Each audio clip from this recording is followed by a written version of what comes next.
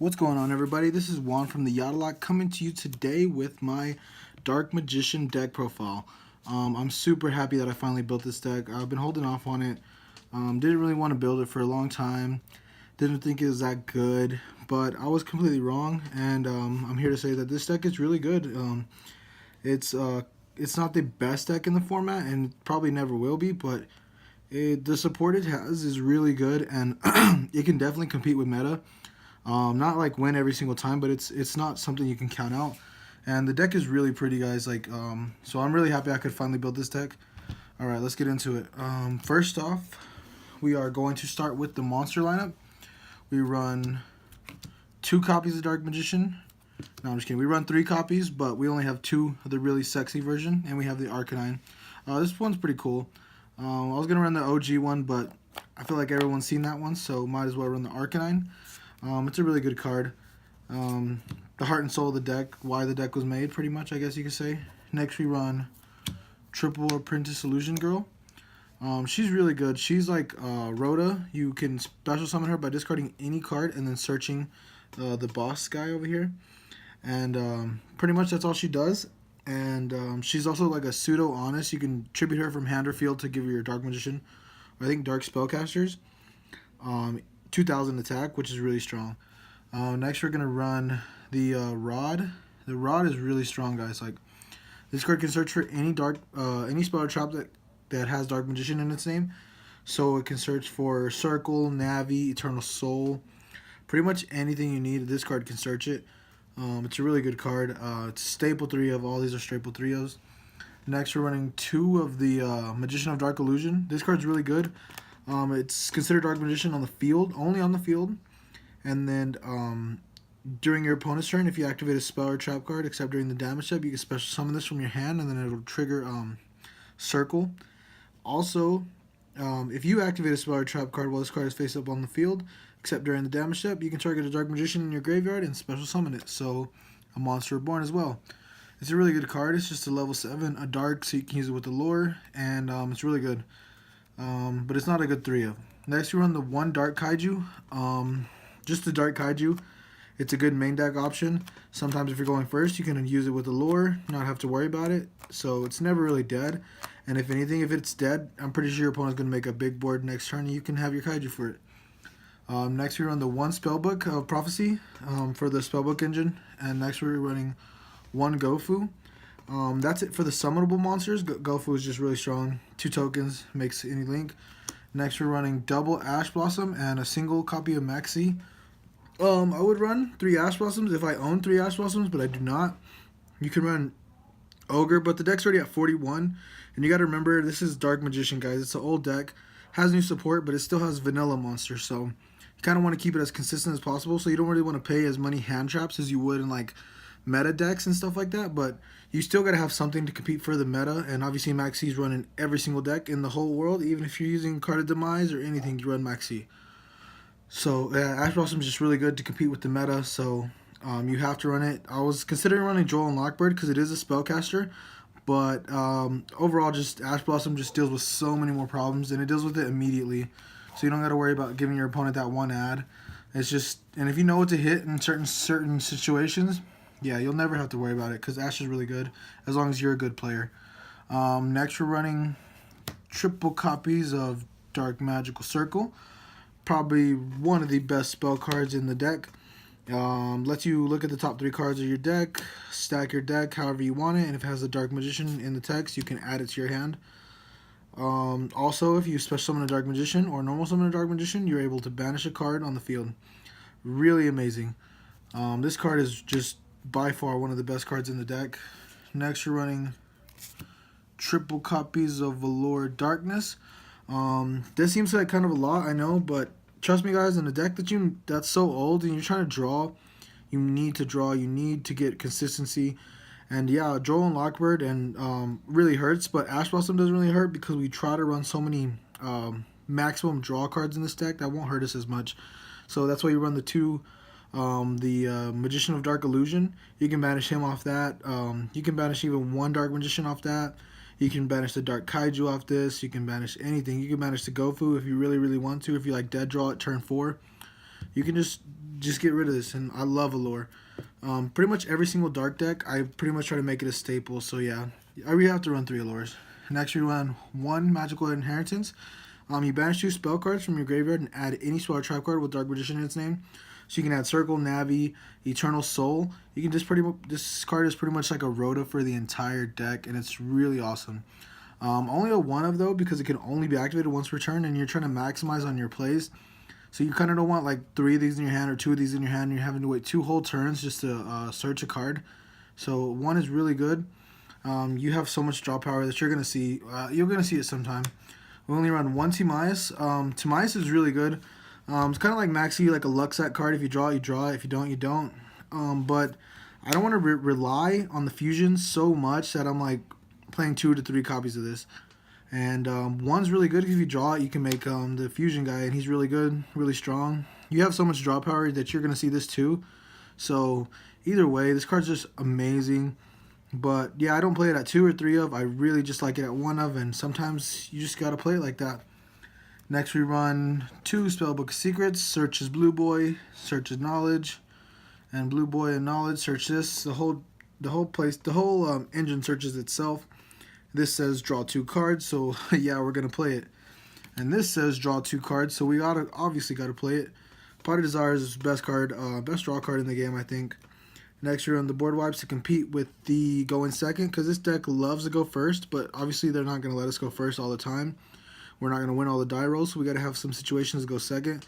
That's why we got the Regeki, the Dark Hole, the Maxi, the Double Ash, and the 1 Kaiju in the main, because we're not always going to go first. And you got to be able to compete with going second sometimes and not just like scooping up. So yeah, we don't like to scoop. So that's it for the spell cards, guys. Next, we're going to move on to the trap lineup. And the trap lineup is pretty simple.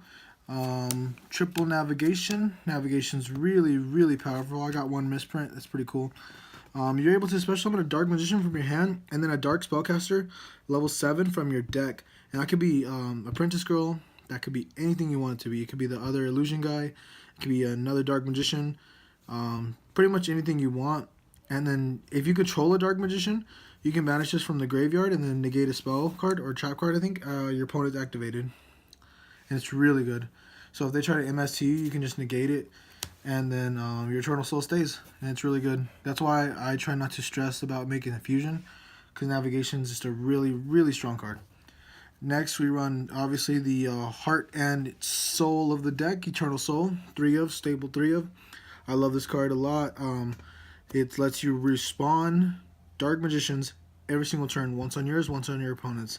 And every Dark Magician in your monster zone is unaffected by your opponent's card effects. So everything, Book of Moon, the Big Conductor guy, Crystal Wing, anything is unaffected. So yeah, it's just amazing. I really like this card. I try to keep it safe as possible. So Apprentice Girl can also dump this from your hand, and then that way it's live in the graveyard. So because you're not always going to be able to have a Dark Magician hand, but it's still really strong. Next, we're running the small Solemn package. We're running double strikes, 1 warning. You can run a 3rd strike if you want, but just remember that you're not always going to go first. So we're trying to minimize the amount of breaks we have to do. But yeah, the Solemn package is awesome. Being able to negate inherent and non-inherent summons, being able to negate effects and special summons is just really good. And you got to run them, because the Solemn guys are just, they're too good. They're probably the best cards in the meta, trap-wise, apart from like evenly matched. But yeah, these cards are amazing going first. And that's the trap lineup, and that's the whole deck. Next, we're going to go to, I guess, the side deck, or the extra deck. We have the 2 tokens for Gofu. I really like these tokens.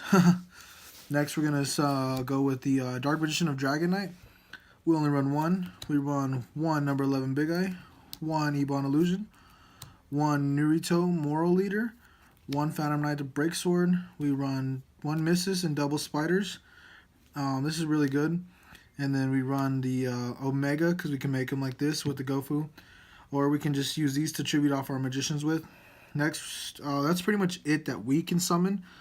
The next few cards are all Cherries targets. So we run Buster Dragon for Cherries, Baguska for Cherries, Macabre for Cherries, Double Helix for Cherries, Fairy Dragon for Cherries, and Crystal Wing for Cherries. These are all pretty self-explanatory. If you see a level 4 about to get made, or rank 4, cherries Baguska because you don't want it to get skill drained. Buster Dragon, you cherries this, they lose. Cherries this, they lose. Cherries this, they have a really hard time making a board. This card's amazing. The deck has a hard time beating this, so yeah, you gotta have an out to that. And after they pay like 4,000 for Destrudos and you cherry this, yeah, they kind of really struggle, and they're like halfway towards defeat already. So like they screwed themselves out of half their life points, and you just cherry their target, so they don't have nothing to make. That's it for the extra deck. I really like cherries, as y'all can see. It cherries a lot of things. Next for the side deck, we're running Triple Forbidden Chalice. Chalice, one of the best cards to compete for going second and or first. You can set this, and it's kind of like a little strike, just not a speed spell 3, and it's really good though. Being able to negate a monster effect anytime in the game. We run 3 Spell Shattering Arrows. This card's amazing for the Pendulum matchup. You drop this card in the Pendulum matchup, you win. This card's also really good against Weathery guys. So if you have Weatheries and like at your locals or something, drop this on them and they lose their whole back row. And they have a really hard time coming back from that. And obviously, a lot of cards just face up. Spirals have the Resort, the Last Resort, and the Field Spell. And you can just blow both of those up and you're good to go. 1 Mind Control.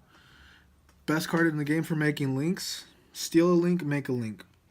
Amazing card. Next we run the 3 Kaijus and the Slumba. Really good card for board wipes, obviously. Side these in, going second. If you win game 1, you know you're going to go second because they don't want you to set all your solemns. And you're just going to go ahead and do this and then blow them out. Lastly, we have our baby girl Ghost Reaper and Winter Cherries here.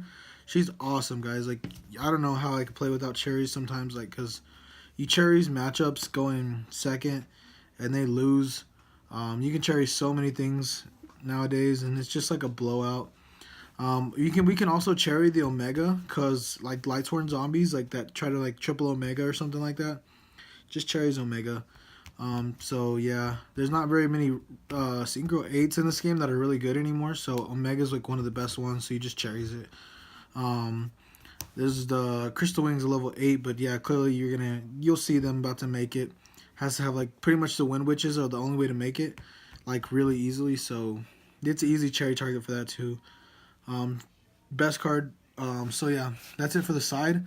Yeah, the side deck's in different sleeves because this is actually my side for my competitive deck. So if you guys are really wondering, this really is my side for my competitive deck. So yeah, just take that with a grain of salt. So it's a really good side. That's it for the main side and extra, guys. Tell me what you thought about the deck. Like I said, I just built it, so I'm still working on perfecting it, but it's an amazing deck right now as it is. I love the way it works. I love the way it looks. Pretty much, I love the way this guy looks, man. He looks so awesome. And it's so cool just playing Dark Magician, you know, here at locals, and, you know, trying to do as much as I can to get this ready for, like, possibly, like, a regional. Not sure if I'm willing to take it to a regional just yet, but it's really strong deck, guys. So please don't ever take that for granted. Dark Magician is not as bad as you think it is. And you can surprise people with as much as you know, and yeah, that's it for the Dark Magician deck profile. Thank you guys for watching. Please let me know what you think in the comment section below. Also, we're trying to reach 50 subscribers. If we can reach 50 subscribers, guys, I'll do a giveaway, and I'll probably give away like anything, like a double helix or something. I don't know. Like, I'll give away something, and I'll let y'all know what it is. I'll probably give away a pretty nice, decent card, or like a play mat or something, like a little $10, $20 play mat. So yeah, if we can reach that 50 sub mark, guys, please let me know. Please like, please subscribe, and comment. I really appreciate the comments, guys. So yeah, this is Juan from the Yugioh. Alright, guys, we signing out. Peace. Deuces.